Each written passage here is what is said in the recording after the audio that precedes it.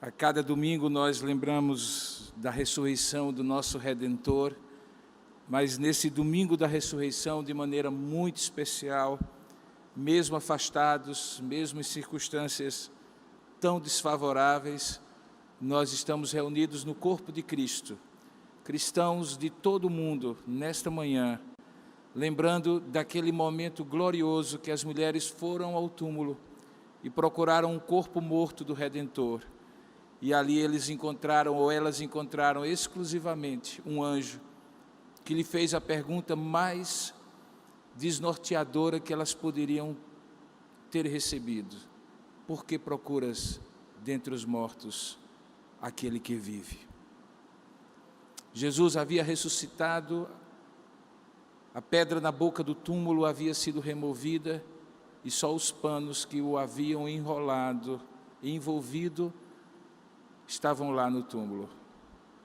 Jesus ressuscitou e nos próximos dias ele apareceu para mais de 500 pessoas, até que foi assunto aos céus, com a promessa de que o reino que ele inaugurou com a sua morte e paixão, ele consumará na sua segunda vinda. E é isso que nós comemoramos a cada domingo, por isso que a nossa Páscoa é Cristo, o Cristo morto e o Cristo ressurreto. E nós fazemos isso a cada domingo, mas hoje de maneira particular, relembrando a história. Também é particular esse momento porque nós estaremos iniciando hoje a última temporada da nossa série 4 Olhares, que tem já alguns meses que estamos expondo aqui na Igreja Presbiteriana de Tambaú. A série 4 Olhares é uma visão de Mateus, Marcos, Lucas e João, 4 perspectivas diferentes sobre a pessoa, a obra, os ensinos, os milagres de Jesus. E já tivemos 4 temporadas: os princípios, os coadjuvantes, os encontros e os ensinos do Mestre. E hoje começaremos a última temporada, Paixão e Glória. Essa temporada, obviamente, iniciará com esse momento que acontece uma semana atrás, quando Jesus entra triunfalmente em Jerusalém. E que, ao longo do mês de abril, nós iremos, pela manhã e à tarde, expor em 7 mensagens toda a história da paixão e da glória do Redentor, que começa com esse momento e termina com a ascensão de Cristo aos céus e a promessa do seu retorno. Às vezes, queridos irmãos, as pessoas comparam as idas e vindas, subidas e descidas da vida a uma espécie de montanha-russa de acontecimentos. E, de fato, a vida é formada de fluxos e refluxos, mas, diferentemente do que alguns pensam, eles não são aleatórios, como se fosse uma questão de sorte e de azar. Nem também são ciclos infinitos que não chegam a lugar nenhum, nem a nenhum desfecho. Essa visão cíclica da vida, que não tem um propósito, não é teleológica, corresponde a filosofias e tradições religiosas, oriundas do hinduísmo, do budismo, para quem a vida é um eterno ciclo, movido por forças equivalentes do bem e do mal, que giram numa espécie de roda da existência para um lado, ora para o outro lado, num vai e vem maniqueísta e contínuo. A própria ideia que essas religiões defendem de várias encarnações, de karmas sucessivos, que supostamente explicam o porquê do sofrimento, alimenta-se justamente desse princípio que eles entendem, que a realidade nunca teve um começo, nem nunca terá um fim. Mas a visão histórica, judaico-cristã, certamente compreende que há tempo para tudo, que existem estações e ciclos da vida. Até o célebre poema de Eclesiastes 3 nos lembra que há tempo para todas as coisas, tempo para abraçar, tempo para afastar-se.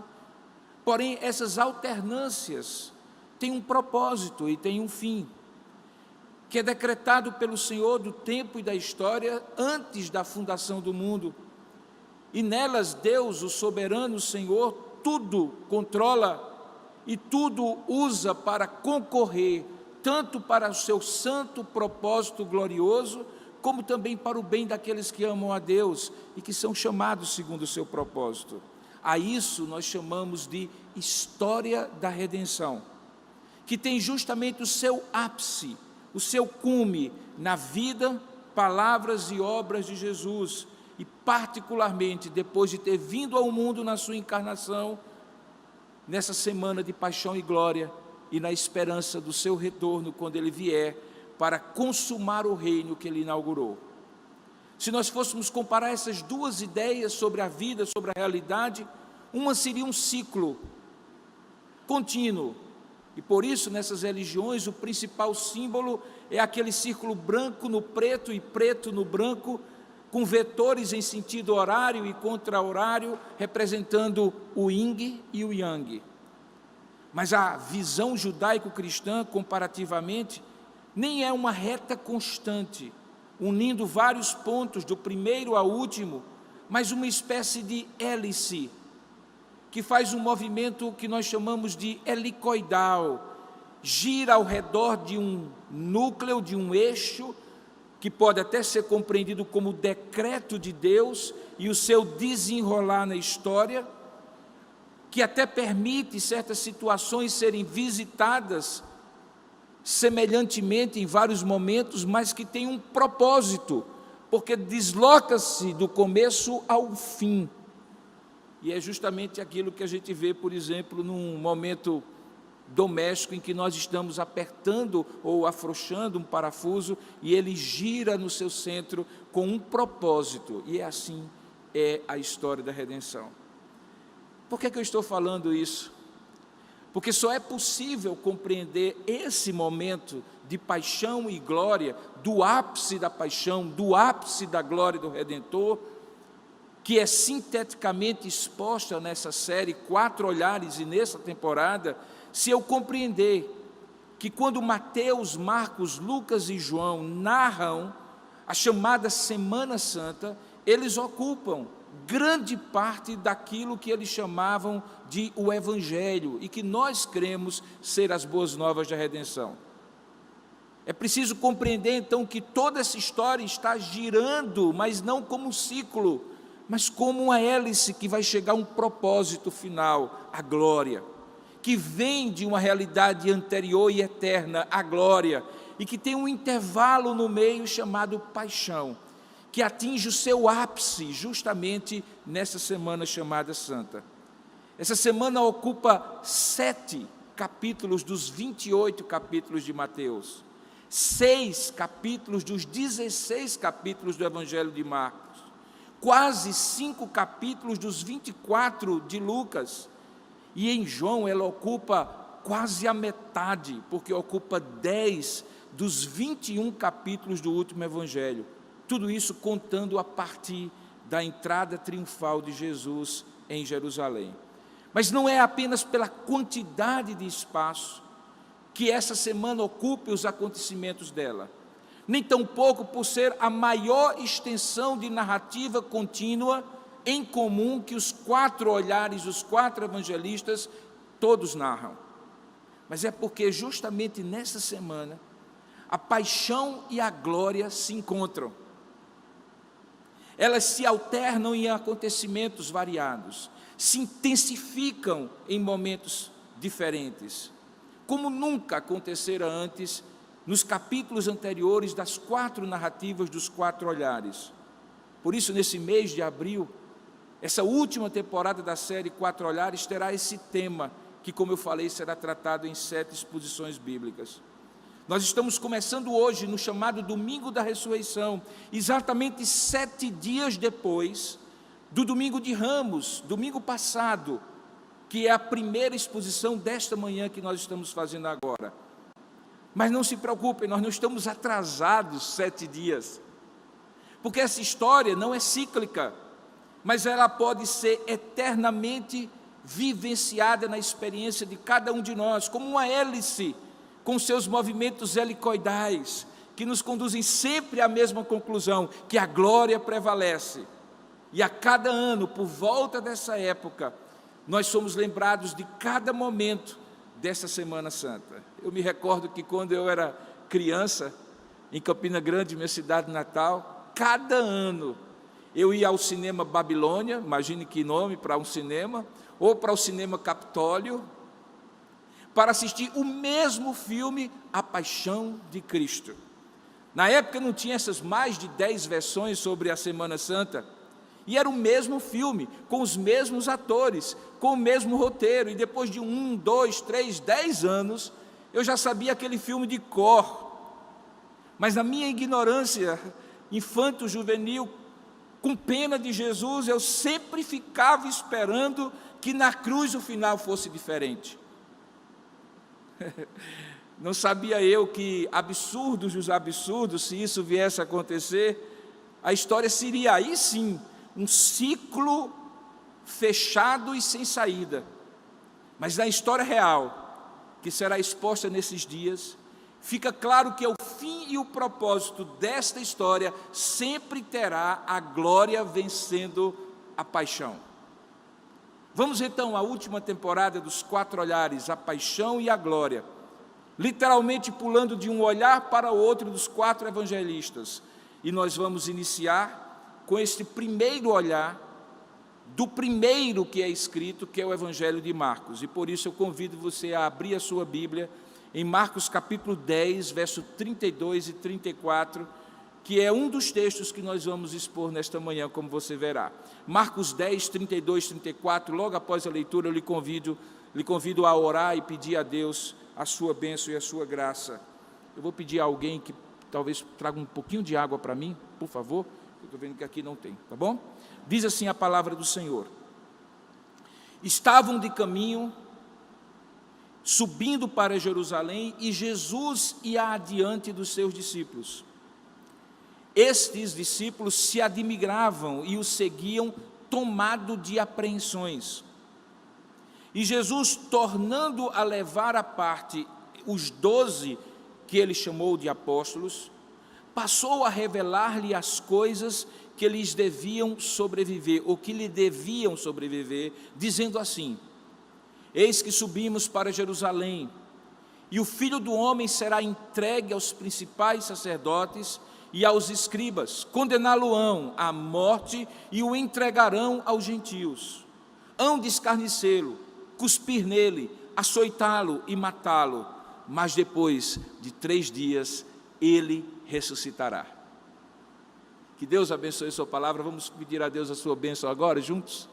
Ó Deus amado e querido Pai, nós oramos nessa hora para que o Teu Santo Espírito abra o nosso entendimento, dilate a nossa compreensão do que vamos ver e ouvir, e que Ele mesmo que inspirou o texto da Sagrada Escritura, desses 4 olhares, todos controlados pela ação inspiradora do Teu Espírito, também ilumine a nossa mente, e nos nossos muitos, milhares de olhares sobre essa história, nenhum de nós possa perder o foco e a compreensão mais profunda da paixão e da glória do Redentor. Fala, portanto, conosco, tira do nosso coração toda limitação física, emocional ou espiritual, e fala ao nosso coração, porque isso nos permitirá ver a paixão e a glória, e viver de forma que a Tua glória se manifeste na nossa vida. É o que nós oramos em nome de Jesus. Amém. Queridos, o texto paralelo a este de Marcos, que se encontra em Mateus, praticamente segue a escrita de Marcos.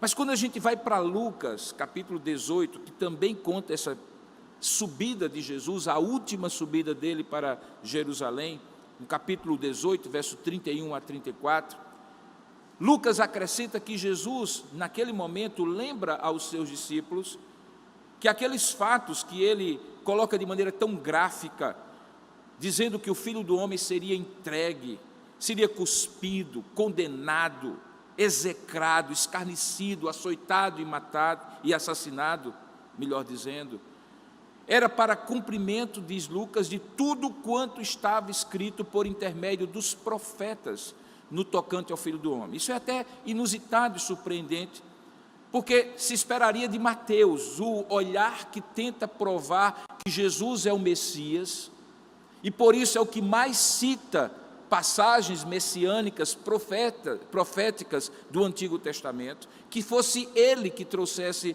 essa compreensão. Mas eis que é Lucas, que lembra que tudo quanto haveria de acontecer estava escrito por intermédio dos profetas no tocante ao Filho do Homem. Obrigado, Tony.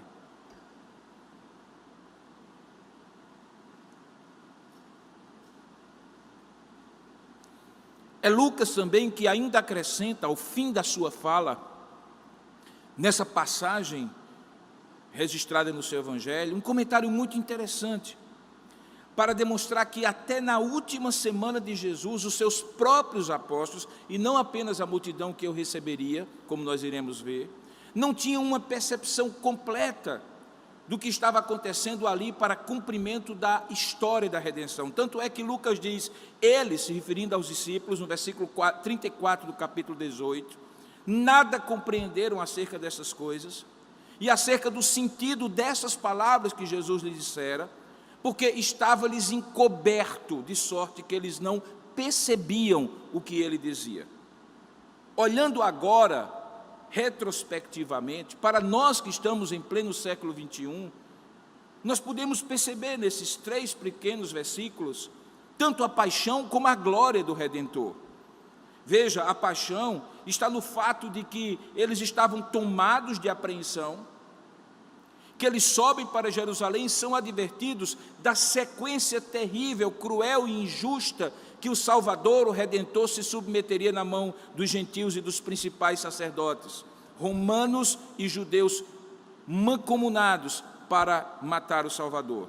Mas a glória também está no fato de que todo aquele processo produzia não apenas apreensões, como diz no verso 32, mas também admiração, como era notório todas as vezes que aqueles homens estavam com Jesus. E também na promessa, no final do versículo 34, quando diz que depois de que eles haveriam de escarnecê-lo, cuspir nele, açoitá-lo e matá-lo, depois de 3 dias haveria a glória da ressurreição.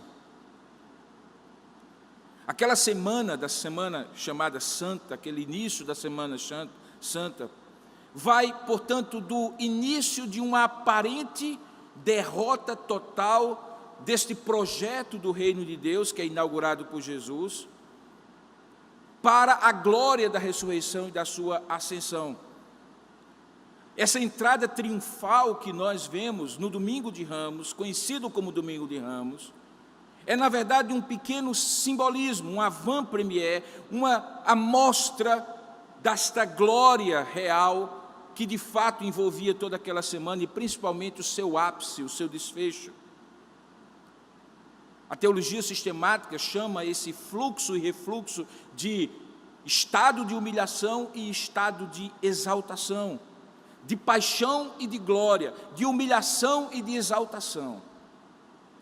Mas essas alternâncias, não pensem vocês, começam nessa semana. Não é apenas nessa semana que tem paixão e glória, nos 4 olhares dos 4 evangelistas. As próprias palavras de Cristo, no momento em que ele está ao redor da mesa da última ceia, e isso é descrito em João 13, 14, 15, 16 e 17, ao final no capítulo 17, no verso 4 e 5, ele faz uma oração que nós conhecemos, e que ficou para a história como a oração intercessória ou a oração sacerdotal, em que ele intercede pelos seus discípulos ali e também por todos como nós, que hoje somos discípulos do Senhor. E ele coloca as seguintes palavras no verso 4 e 5 do capítulo 17 de João, para que você entenda esse conceito de glória. Ele diz assim: Pai, eu te glorifiquei na terra, consumando a obra que me confiaste. E agora glorifica-me, ó Pai, contigo mesmo, com a glória que eu tive junto de ti antes que houvesse mundo. Observe, continue olhando esse texto. Veja as sequências das palavras de Jesus. Primeiro ele diz: e agora glorifica-me, ó Pai, contigo mesmo, com a glória que eu tive junto de ti antes que houvesse o mundo. Observe que esta glória continua depois da sua encarnação, porque diz que eu te glorifiquei na terra, consumando a obra que tu me confiaste para fazer. E então havia glória antes que houvesse mundo. Houve glória na encarnação. Lembre, o Verbo se fez carne e habitou entre nós, e vimos a sua glória, glória como do unigênito do Pai. E houve glória durante toda a obra da redenção de Jesus. Mesmo quando uma paixão humilhante e dolorosa chega ao ápice naquela semana, semana que antecede outro momento de glória, a ressurreição, e que traz a promessa do momento mais glorioso, quando Jesus ascende aos céus, e há uma promessa de que Ele voltará como Filho do Homem, numa nuvem, com poder e grande glória, como registra Mateus. Então a glória antes, a glória durante, a glória depois. Mesmo quando esta glória está envolvida em paixão, dor, sofrimento, não é apenas essa semana que é uma semana de paixão, e não é apenas a ressurreição que significa o ápice apenas da glória, como se não tivesse glória antes nem glória depois, e como se não tivesse havido paixão no meio de toda essa glória. Portanto, é notório que o tema da paixão para a glória e da glória para a paixão permeiam a vida e a obra de Cristo, mas especialmente nessa última semana. Por isso, nessa longa introdução que eu estou fazendo, que não é apenas do episódio de hoje, mas de toda a série, tentando qualificar o que significa essa paixão e essa glória, é preciso você lembrar que quando nós falamos paixão, o termo que é usado é o termo grego pathos, que significa, ou que dá origem às palavras como patologia, patogenia, ou seja, doença física ou mental, limitação.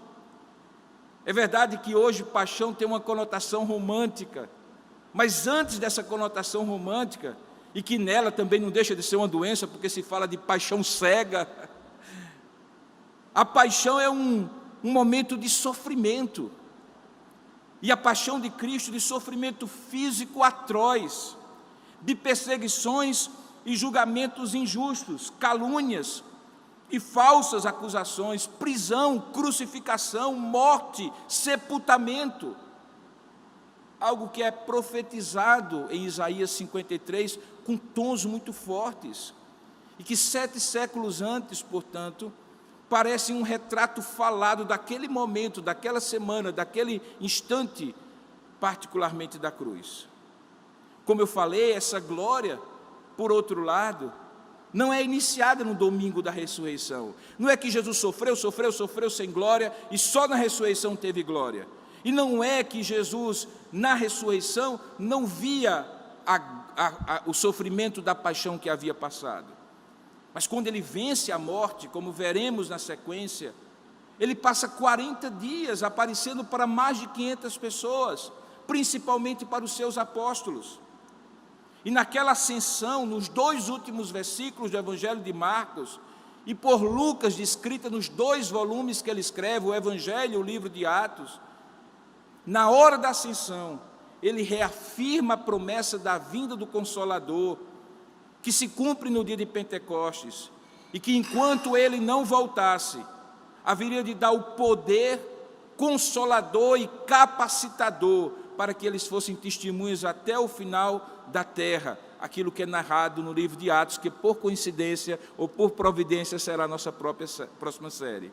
Então a glória está presente na paixão, porque a glória, na maneira como Jesus coloca, eu te glorifiquei na terra, consumando a obra que tu me confiaste para fazer, acontece até mesmo no mais agonizante e aparentemente momento de derrota da história. Quando Jesus entrega o seu Espírito e diz, está consumado, e morre, este está consumado é o consumado da obra que me confiaste para fazer, e que Jesus na oração diz, eu te glorifiquei fazendo isso. Havia glória mesmo na paixão da cruz do Calvário. Portanto, a glória estava no cumprimento da obra da redenção, como se uma meta-história, uma história da redenção, oculta àquelas pessoas que estavam ali, estivesse se cumprindo de maneira gloriosa, e aquilo que as pessoas estavam vendo não era, de fato, a grande história que estava acontecendo. A grande história era que havia glória na redenção que o Salvador fazia, mesmo passando pela paixão que ele passou. Então, quando nós juntamos esses 4 olhares de Mateus, Marcos, Lucas e João, percebemos que nesse texto que nós lemos, Jesus havia deixado a Pérea, a região da Pérea, cruzado o Jordão. Em Jericó ele restaura a vista de 2 cegos, Mateus 20, Marcos 10 e Lucas 18 nos contam isso. De Jericó ele sobe para Jerusalém, em Mateus 20 isso está descrito. Não entra no templo, porque era uma sexta-feira. Não faziam qualquer atividade, porque tinham que chegar naquela sexta-feira a Betânia, antes do pôr do sol. Betânia, que era o lar de Simão o leproso, e também principalmente dos amigos Lázaro e suas 2 irmãs Marta e Maria, onde Jesus tinha se hospedado várias vezes quando ia a Jerusalém, e que ele passa praticamente toda a Semana Santa em idas e vindas de Betânia para Jerusalém. Isso tudo tinha que acontecer antes do pôr do sol, porque com o pôr do sol começaria o sábado, que para os judeus começa no pôr do sol da sexta-feira e se encerra no pôr do sol do sábado, propriamente dito, para nós cristãos. Portanto, ele não poderia estar se deslocando nos caminhos com os seus discípulos em pleno sábado. Ele chega antes do final do dia, e ali em Betânia, provavelmente Jesus desfruta daquele repouso sabático com os seus discípulos, deste pôr do sol de sexta-feira até o pôr do sol do sábado, e ali há uma ceia, e naquela ceia, no dia seguinte ao sábado, que é o nosso domingo, Jesus então entra de maneira triunfal em Jerusalém. Os 4 evangelistas contam essa entrada.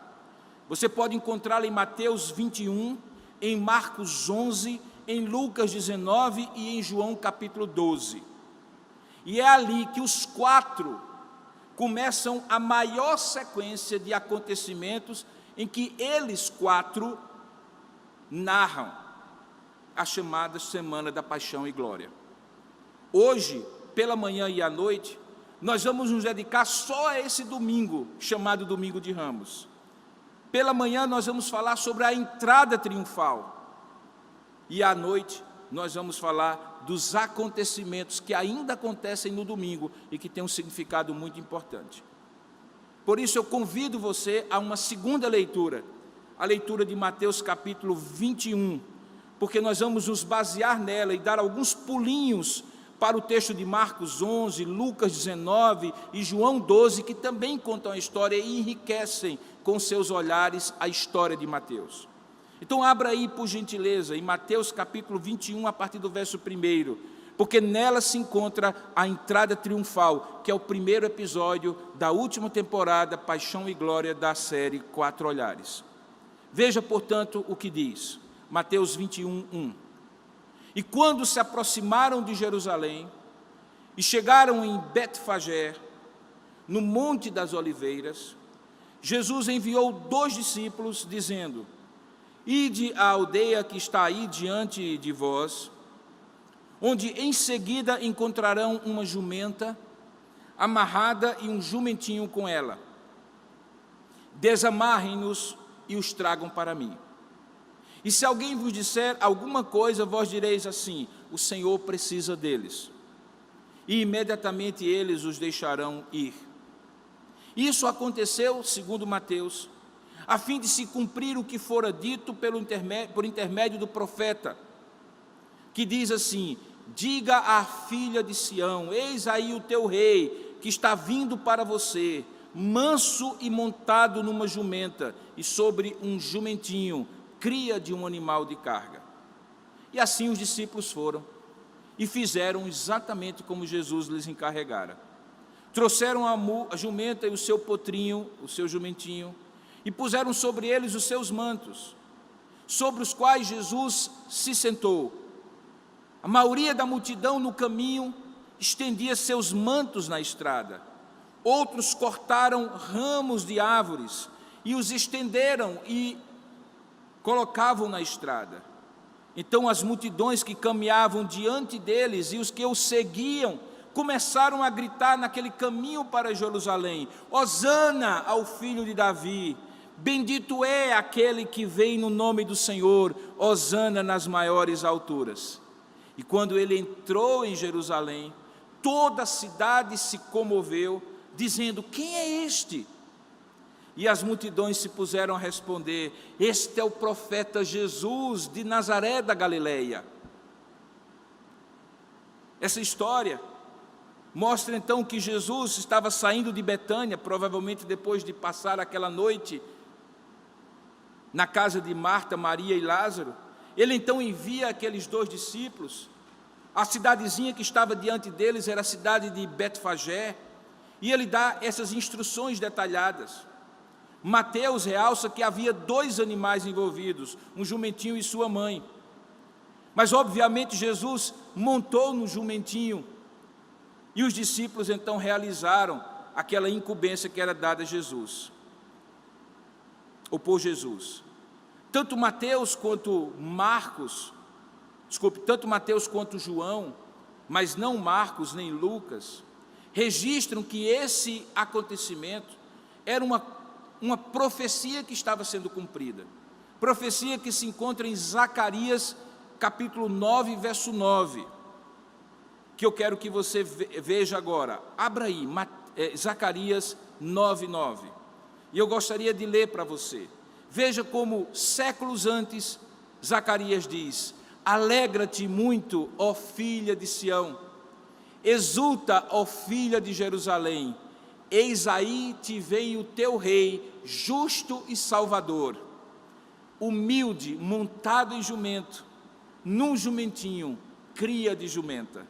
Perceba que são as mesmas palavras que agora Mateus e João, Lucas e Marcos dizem que aconteceu, mas particularmente Mateus e João registram a passagem de Zacarias 9:9.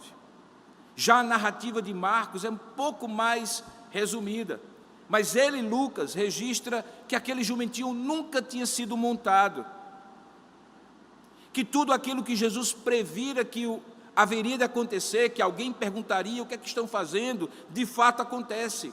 E a resposta que Jesus disse que eles deveriam dizer, realmente acontece, e eles realmente liberam aquele jumentinho. E aí no caminho, a maioria das pessoas que agora acompanham Jesus desde Betânia, começam a estender suas roupas no caminho. Outros cortam ramos de árvores e começam a forrar como se fosse um tapete de bem-vindos, um tapete vermelho, como a gente fala, onde o rei haveria de passar. Enquanto isso, aquela caravana de peregrinos que havia chegado a Jerusalém uma semana antes, e que ouvira Jesus dizer que Jesus tinha ressuscitado Lázaro, estava também a caminho da cidade, e entram juntos pela porta oriental com o fim de sair ao encontro de Jesus. E ali, com ramos cortados de palmeiras, João descreve isso no capítulo 12, os peregrinos avançam no sentido do Messias, encontrando uma multidão com outra. E quando as 2 multidões se encontram, o entusiasmo com aquele momento aumenta, a glória daquele momento fica exaltada. A multidão que o acompanha tem os 12, aqueles que vieram de Betânia, enquanto peregrinos vindos da Galileia e da Pérea, e até mesmo alguns fariseus hostis estavam ali. Quando eles estão descendo a encosta do Monte das Oliveiras, que fica mais ou menos a 800 metros acima do nível do mar, e cerca de 100 metros da cidade santa. Quem já esteve em Israel deve lembrar daquela visão gloriosa, de que do Monte da Oliveira você consegue ver toda Jerusalém. Quando eles vão descendo por ali, todos, com exceção dos fariseus que estavam ali, entendendo ou tentando entender de maneira hostil aquele acontecimento, todos começam a gritar: Hosana ao filho de Davi. Aqueles que haviam testemunhado a ressurreição de Lázaro, que só João registra, prosseguem também testemunhando: e a animação atinge o seu clímax quando eles chegam na porta por onde Jesus entra na cidade santa. Os fariseus que estavam ali, Lucas descreve isso no capítulo 19, começam a dizer para Jesus: mestre, repreende os teus seguidores, repreende os teus discípulos. Porque você imagina aquela multidão gritando em alta voz, e então Jesus vira para eles e diz assim: olha, se estes ficarem em silêncio, até as pedras vão clamar. E aí, diante dos olhos de Jesus, enquanto está descendo para chegar a Jerusalém, ele vê aquela cidade, e como Mateus e Marcos registram, ele chora diante daquela cidade, porque ele sabia que a sua paixão seria seguida de glória, que aquela semana que ele sofreria o ápice da sua paixão, terminaria com a glória, e a própria glória estava envolvida em todos aqueles atos da redenção. Mas quanto a Jerusalém, aquilo que era paixão se transformaria anos depois em terror, como nós iremos ver. E ele chora por Jerusalém, dizendo assim: ora, se conhecesses ainda hoje, por ti mesmo, as coisas que pertencem à paz, mas que agora estão ocultas aos teus olhos. Diz Jesus que ele chora, diz Mateus e Marcos que ele chora por Jerusalém. Quando Jesus então entra em Jerusalém, rodeado por aquela grande multidão que agora se tornara uma só, montado no seu jumentinho, todos que estavam dentro da cidade, se preparando para a festa dos pães asmos e para a Páscoa, começam a perguntar-se: este é o profeta, quem é este? E eles dizem: este é o profeta Jesus de Nazaré da Galileia. O dia passa, nós iremos ver depois o que acontece, e Jesus retorna a Betânia com os seus discípulos e ali dorme de volta no domingo para a segunda-feira. A pergunta é, queridos, que significados tem esse episódio da entrada triunfal de Jesus sob o olhar da paixão e da glória, que é o tema da temporada? Deixe-me dizer alguns, ou pelo menos dois. Primeiramente, a entrada triunfal significa o cumprimento glorioso do propósito divino com a morte dolorosa de Jesus, que é antecipada pelos profetas. Os profetas viram a paixão e viram a glória do Redentor, e profetizam antes, muitos anos antes daquelas coisas acontecerem.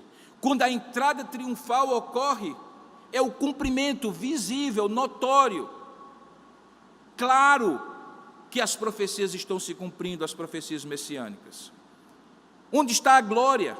A glória está exatamente nos detalhes do cumprimento dessas profecias, que exaltaram Jesus de Nazaré como o Messias, o Redentor, o Salvador, ainda que parte da multidão só conseguisse ver nele um profeta. A glória está em detalhes do animalzinho, da maneira como acontece, das frases que são ditas, previstas, preditas, profetizadas séculos antes, e que conduzem para a glória daquela semana. A percepção limitada daqueles que dentro da cidade achavam que estavam apenas diante de um profeta, como outros tantos que chegavam a Jerusalém naqueles dias, não era, no entanto, privilégio daqueles populares, porque, como nós vimos no primeiro texto, até os seus apóstolos não entendiam plenamente o significado daquela entrada triunfal. Foi só depois da glorificação, como diz João capítulo 12, verso 16, que eles se lembraram, de maneira retrospectiva, que todas essas coisas estavam escritas a respeito dele e também daquilo que eles fizeram, somente depois. Em parte, queridos, tanto no caso dos populares como dos apóstolos que eram judeus, a dificuldade de compreender estava no conflito entre a expectativa messiânica que eles tinham e o propósito divino de enviar Jesus como Messias.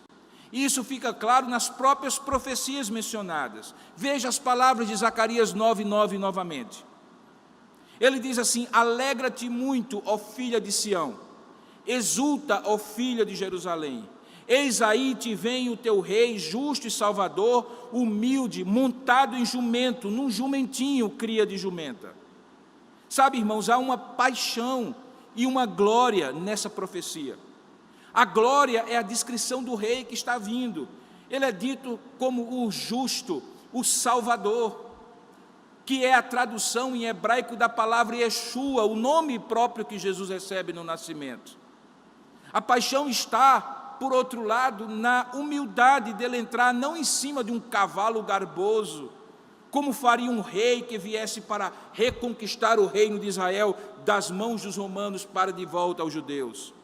Mas ele vem humilde, montado em um jumento, num jumentinho, uma cria de jumenta. Veja o contraste, é um rei glorioso, justo, salvador, é a glória, mas ao mesmo tempo é humilde, montado em jumento, no jumentinho, na cria de uma jumenta, é a paixão.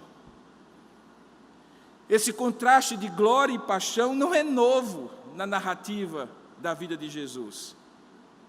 Acontece desde o início. Lembre, ele nasce anunciado por anjos nos campos ao redor de Belém. Glória a Deus nas alturas. Ele é descrito a José por Gabriel como aquele que, gerado pelo Espírito Santo, receberia o nome de Jesus, porque ele salvaria o seu povo dos pecados dele, lembra? E quando o anjo procura Maria, que também o recebe, este anjo afirma: eis que conceberás e darás à luz um filho, a quem chamarás pelo nome de Jesus. E veja a descrição do verso 32 do capítulo 1 de Mateus: este será grande e será chamado Filho do Altíssimo. Deus o Senhor, desculpe, do capítulo 1 de Lucas, Deus o Senhor, a quem chamarás, Deus o Senhor, lhe dará o trono de Davi, o seu pai. Ele reinará para sempre sobre a casa de Jacó, e o seu reinado não terá fim. Ato contínuo, Maria, depois de visitar a sua prima Isabel, canta o maravilhoso, magnífico Magnificar, e nela, com a compreensão profunda da revelação de Deus, diz assim, quando canta: ele, Deus, agiu, verso 51, com seu braço valorosamente, dispersou os que no coração tinham pensamentos soberbos, derrubou do seu trono os poderosos, exaltou os humildes, encheu de bens os famintos, despediu vazios os ricos, amparou a Israel, o seu servo, a fim de lembrar-se da sua misericórdia a favor de Abraão e da sua descendência para sempre, como prometera a seus pais. A glória, a paixão, a exaltação, a humildade, desde que Jesus chega ao mundo. Lembre que magos do Oriente, sábios do Oriente, chegaram a Jerusalém e perguntaram a Herodes: onde está o recém-nascido rei dos judeus? Porque nós vimos a sua estrela no Oriente e viemos para adorá-lo. E quando enfim se desvencilham da disfarçatez do tirano usurpador do trono, Herodes, eles veem o menino e o visitam, e prostrando-se o adoram e abrem os seus tesouros, ouro, incenso e mirra, símbolos do seu ofício real, sacerdotal e profético. E depois eles partem.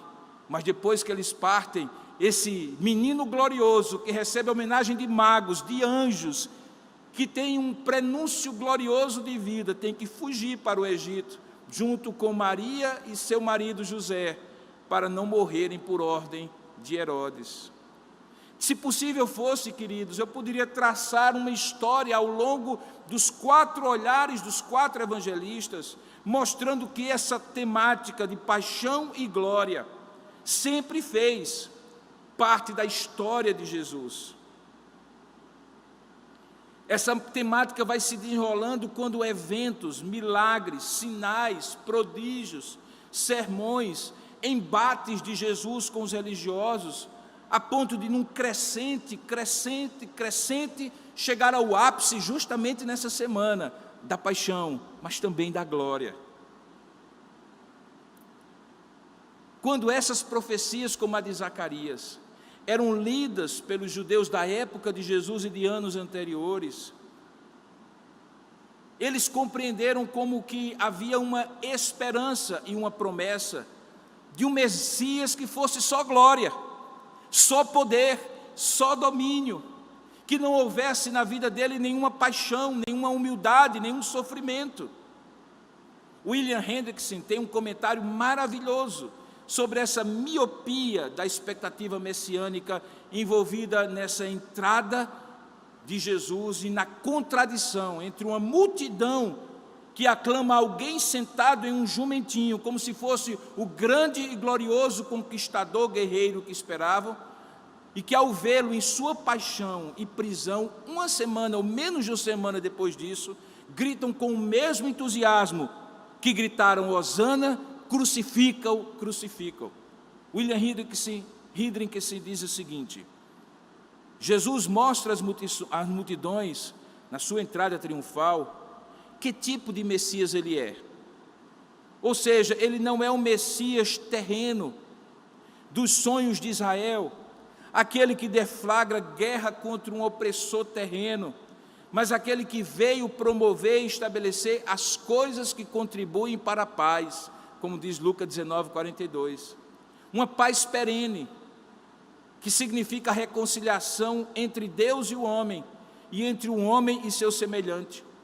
Por isso, diz Hendrickson, Jesus entra em Jerusalém montado em um jumentinho, cria de uma jumenta, animal associado não com os rigores da guerra como os cavalos, mas com a atividade da paz, porque ele é o príncipe da paz, lembrando Isaías 9:6.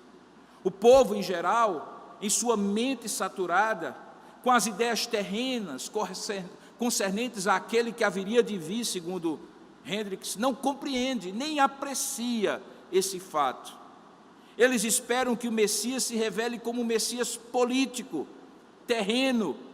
Os aclamadores com hosanas estavam tão errados quanto os líderes que acabaram por crucificá-lo. Porque enquanto estes líderes, de todas as formas, rejeitavam a Jesus e por isso estavam cometendo um crime e um pecado, os que o aceitavam, dizendo glória, hosana, bendito o que vem, só o faziam externamente e aclamavam cometendo uma grosseira injustiça, pois na verdade não o aceitavam como ele realmente é, como Messias que não é guerreiro, mas que provoca a maior transformação no coração de todo aquele que o recebe. Tanto os populares como os religiosos e líderes do povo acabam colhendo terríveis resultados por causa disso.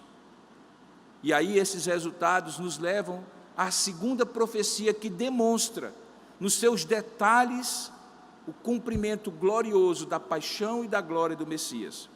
A segunda profecia está aqui quando dizem: Hosana ao filho de Davi, bendito é aquele que vem no nome do Senhor, hosana nas maiores alturas. A palavra hosana, irmãos, significa salve agora, ou salve, por favor.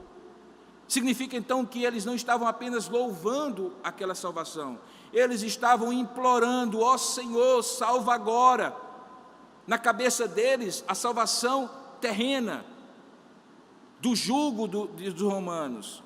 Eles estavam dizendo: confere vitória, confere prosperidade nesse tempo, porque é tempo de libertação desse jugo. Na palavra hosana existem dois elementos: o elemento da adoração e o elemento da súplica, ou se preferir, oração e louvor. Na verdade, hosana aqui ecoa as palavras do Salmo 118, dos versos 22 a 26. O Salmo 118 é o último dos salmos do chamado Halel, que é uma sequência que começa no Salmo 113, vai até o Salmo 118, que eram cantados durante a Páscoa.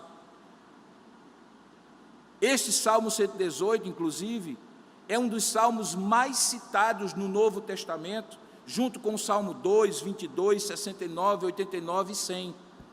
E veja o que é que diz, profetizando esse momento, o Salmo 118, nos versos 22 a 26. Diz assim: a pedra que os construtores rejeitaram, essa veio a ser a principal pedra angular. E isto procede do Senhor e é maravilhoso aos nossos olhos. Este é o dia que o Senhor fez, regozijemo-nos e alegremo-nos nele. Ó Hosana, salva-nos, Senhor, nós te pedimos. Hosana, ó Senhor, concede-nos prosperidade. Bendito o que vem em nome do Senhor. Observe que no caso daquela multidão, eles acrescentam algo significativo. Logo depois da palavra Hosana, eles dizem, Hosana ao filho de Davi, que é um título messiânico. Portanto, aquelas duas multidões, uma que vinha de Betânia seguindo Jesus, e a outra que vinha de Jerusalém, e que se encontram ali na porta do templo, da entrada das muralhas, faziam de Deus, na pessoa de Jesus, o objeto da sua oração e louvor. Eles reconheciam que aquele era o Messias. Mas que tipo de Messias? O Messias só da glória, não o Messias da paixão. Novamente eles só veem um lado, a glória da chegada do Messias, mas eles esqueciam das outras profecias do Antigo Testamento, que descreviam que antes da glória precisaria passar pela paixão. Lembre de Isaías 53, aquela descrição que eu chamo do retrato da cruz, a partir do verso 3, quando é dito assim, que o servo sofredor, que é um outro nome para o Messias, era desprezado e o mais rejeitado entre os homens, homem de dores, e que sabe o que é padecer, e como um de quem os homens escondem o rosto, era desprezado, dele não fizemos caso algum. Veja o verso 4, certamente ele tomou sobre si as nossas enfermidades e as nossas dores, ele levou sobre si. Nós o reputávamos por aflito, ferido de Deus e oprimido, mas ele foi traspassado pelas nossas transgressões, moído por nossas iniquidades, e o castigo que nos traz a paz estava sobre ele, e nós o reputávamos por aflito, ferido de Deus, oprimido, pelas suas pisaduras nós fomos sarados. Todos nós andávamos desgarrados, dizia Isaías, como ovelhas, cada um se desviava pelo caminho, mas o Senhor fez cair sobre ele a iniquidade de nós todos. Ele foi oprimido e humilhado, mas não abriu a boca. Como cordeiro foi levado ao matadouro, e como ovelha muda perante os seus tosqueadores, ele não abriu a boca. Por juízo opressor ele foi arrebatado, e de sua linhagem, quem dela cogitou? Porquanto foi cortado da terra dos viventes, por causa da transgressão do meu povo, foi ele ferido. Eles pareciam que tinham esquecido essa profecia, e viam Jesus apenas como o suposto Messias guerreiro, o glorioso, mas não existe glória que não passe pela paixão. Na história da redenção, antes da ressurreição existe a cruz, existe a morte, existe a paixão. Eles viam um lado de Jesus e por isso essa limitação, essa deficiência traz para eles implicações muito sérias. Em segundo lugar, perceba que o que acontece logo a seguir, que é narrado por Lucas no capítulo 19, 41 a 44, que é o terceiro texto que nós vamos ler, demonstra a atitude de Jesus ao chorar por Jerusalém. E ele chora por saber que ali estaria não a sua paixão e a sua glória apenas, mas a condenação sem glória de todo um povo que o rejeitaria, menos de uma semana depois de o receber com pompa e circunstância como Messias. Veja o que é que o texto de Lucas diz no versículo 41 a 44 do capítulo 19, que só ele conta logo depois, ele e Marcos, diz assim, quando ia chegando, vendo a cidade, chorou, e dizia, se conheceras por ti mesmo, ó Jerusalém, ainda hoje o que é devido à paz, mas isto agora está oculto aos teus olhos, pois sobre ti virão dias em que os teus inimigos te cercarão de trincheiras, e por todos os lados te apertarão o cerco, e te arrasarão, e aos teus filhos dentro de ti, não deixarão em ti pedra sobre pedra, porque não reconheceste a oportunidade da tua visitação. Sabe, irmãos, não é a primeira vez que Jesus chora diante de Jerusalém. No capítulo 13 de Lucas também, numa outra ocasião, quando Herodes, não o grande da época do seu nascimento, mas Herodes Antipas, tenta matá-lo e Jesus é avisado. No capítulo 13 ele diz assim: Jerusalém, Jerusalém, que matas os profetas e apedrejas os que te foram enviados. Quantas vezes quis eu reunir teus filhos como uma galinha que ajunta os do seu próprio ninho debaixo das suas asas, e vós não o quisestes. Eis que a vossa casa ficará deserta, e em verdade vos digo que não me vereis até que venhais a dizer: bendito que vem em nome do Senhor. E aquilo que Jesus fala no capítulo 13, agora se cumpre no capítulo que nós acabamos de ler de Lucas, no capítulo 19. Perceba que Jesus até menciona as palavras pelas quais ou com as quais ele seria recebido pela multidão em sua entrada triunfal. Mas ele chama de oportunidade da tua visitação. Todos os comentaristas são unânimes em afirmar que as palavras de Jesus, quando ele diz: teus inimigos te cercarão de trincheiras, por todos os lados te apertarão um cerco, te arranjarão os teus filhos dentro de ti, não deixarão em ti pedra sobre pedra, e a vossa casa ficará deserta, se cumpre no dia 8 de setembro do ano 70 depois de Cristo, quando 70 mil homens que formavam as tropas do general romano Tito, enviado pelo imperador Vespasiano, cercam, invadem Jerusalém, profanam e saqueiam o templo e expulsam os judeus da sua terra, dispersando-os pelo mundo por quase 2000 anos, até que em 1948 a resolução da ONU cria o Estado de Israel e eles podem enfim voltar. Percebam então que Jesus sabia disso, porque como Deus eterno ele havia decretado que assim o fosse. O choro de Jesus, portanto, diante de Jerusalém não é pela sua própria paixão, pela sua própria morte, porque ele sabia que depois da sua paixão e morte viria a glória de consumar a obra da redenção, a glória da ressurreição, a glória da ascensão, a glória da sua volta. Mas era um choro por Jerusalém, que só experimentaria a paixão do sofrimento, de ter rejeitado o tão esperado Messias, o Redentor, de não ter reconhecido que ele era Jesus. Tanto é que pouco mais de 3, 4 dias depois desse fato, diante de Pôncio Pilatos, aquele governador pergunta à multidão: qual dos dois quereis que vos solte? Referindo-se a Barrabás, que estava preso, e a Jesus. E eles dizem: solta Barrabás. Pilatos insiste: então o que eu farei de Jesus chamado Cristo? E eles respondem: seja crucificado. Pilatos vai uma terceira vez: mas o que mal ele fez? Porém, cada vez mais, diz o texto, eles gritavam: seja crucificado, seja crucificado. E então, vendo Pilatos que nada conseguia, antes pelo contrário, aumentava o tumulto, mandando vir água, lavou as mãos perante o povo, dizendo: eu estou inocente do sangue desse justo, fique o caso convosco. E aí o povo todo respondeu: caia sobre nós o sangue e sobre os nossos filhos.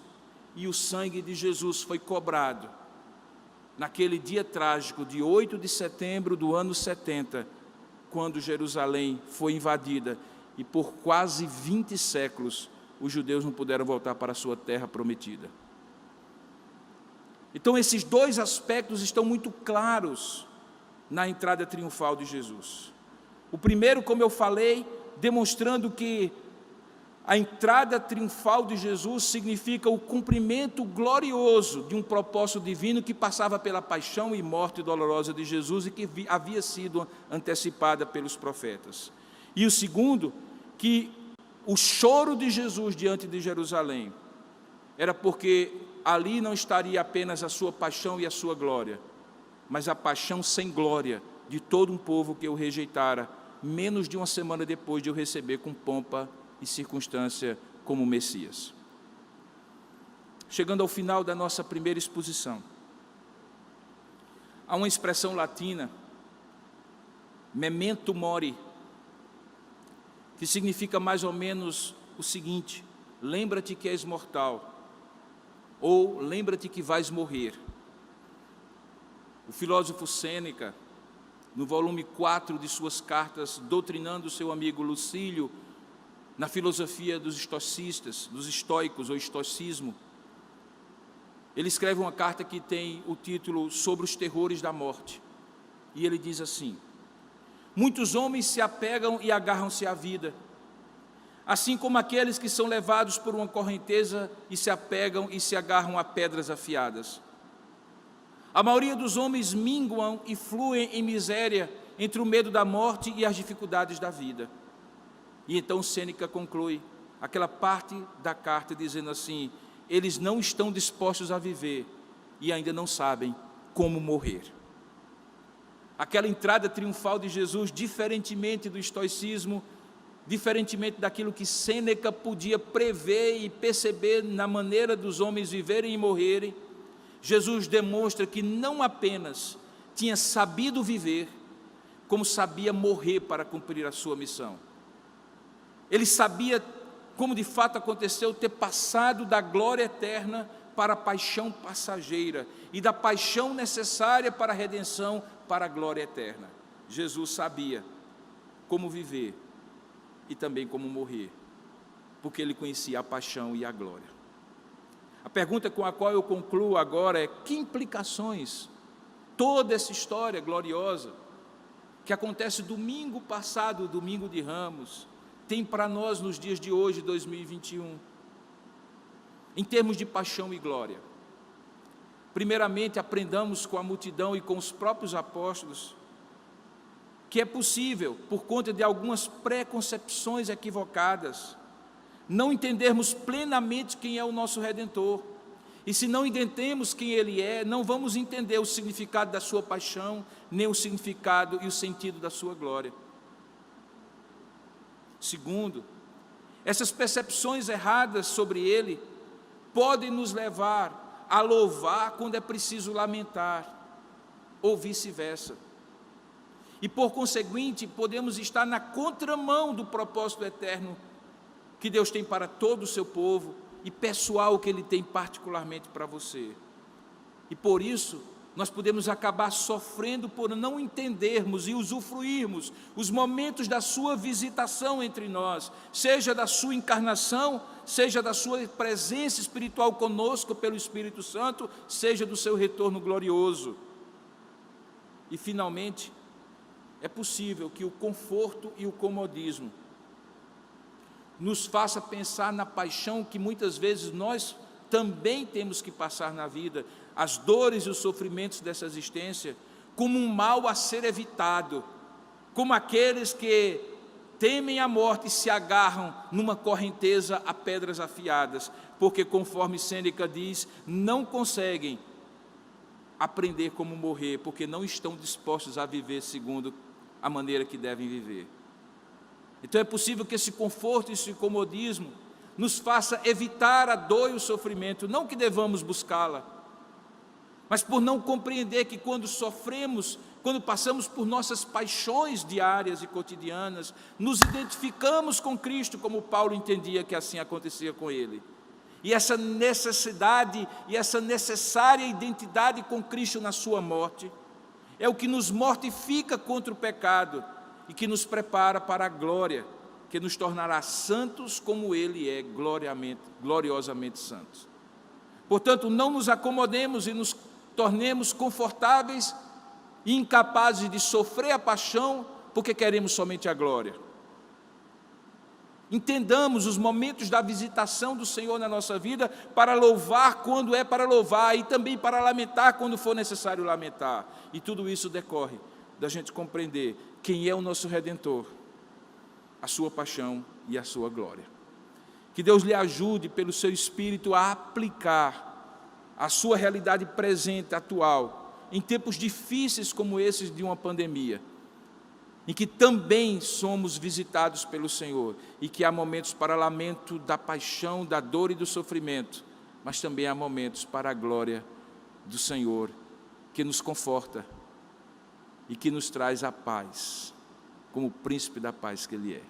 Que Deus lhe abençoe, meu irmão, que Deus lhe guarde, que fale ao seu coração. Vamos orar juntos. Senhor, nosso Deus e nosso Pai, nós oramos nessa hora para que a Tua palavra se aplique a nós e nós possamos compreendê-la com toda a riqueza e profundidade que ela tem. Que nesses dias em que estaremos refletindo sobre a Tua paixão e sobre a Tua morte, mas também sobre a Tua ressurreição e glória, nós possamos ser levados a caminhar contigo nessa Semana Santa, com a certeza de que essa paixão e glória fazem parte da nossa existência também. Mas a novidade mais gloriosa, o Teu Evangelho, é que apesar da paixão, é para a glória que nós fomos criados. Que nós seremos glorificados assim como seremos e teremos que passar pela paixão. Ajuda-nos, conforta-nos, sustenta-nos, segura-nos nas Tuas mãos, pois é isso que nós te oramos e te agradecemos, em nome e para a glória de Jesus. Amém.